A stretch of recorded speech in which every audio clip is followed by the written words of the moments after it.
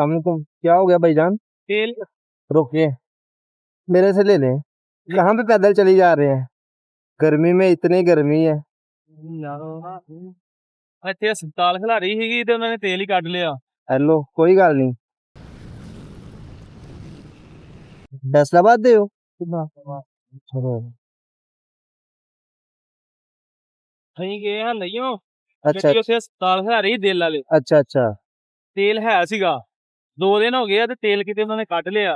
ਉਹਨਾਂ ਤੇ ਨੂੰ ਮੈਂ 2 ਦਿਨ ਪੁੱਛਿਆ ਖਲੋਤੀ ਰਹਿਣੀ ਆ ਤੇ ਕੱਢਣਾ ਹੀ ਆ ਉਹਨਾਂ ਨੇ। ਹਾਂ ਉਹ ਤੇਲ ਉਹਨਾਂ ਨੇ ਕੱਢ ਲਿਆ ਤੇ ਫਿਰ ਸਾਰੇ ਕਿੰਨੇ ਪੈਸੇ ਪਏ? ਕੋਈ ਨਹੀਂ, ਜਾਓ ਨਹੀਂ ਤੁਸੀਂ। ਨਹੀਂ ਨਹੀਂ ਨਹੀਂ, ਅੱਗੇ ਤੁਹਾਡਾ ਨੁਕਸਾਨ ਹੋ ਗਿਆ ਵਾ। ਨਹੀਂ ਕੋਈ ਪਈ ਨਹੀਂ, ਕਿੰਨੇ ਪੈਸੇ? ਨਹੀਂ ਨਹੀਂ, ਕੋਈ ਨਹੀਂ, ਬੇਫਿਕਰ ਹੋ ਕੇ ਜਾਓ ਤੁਸੀਂ।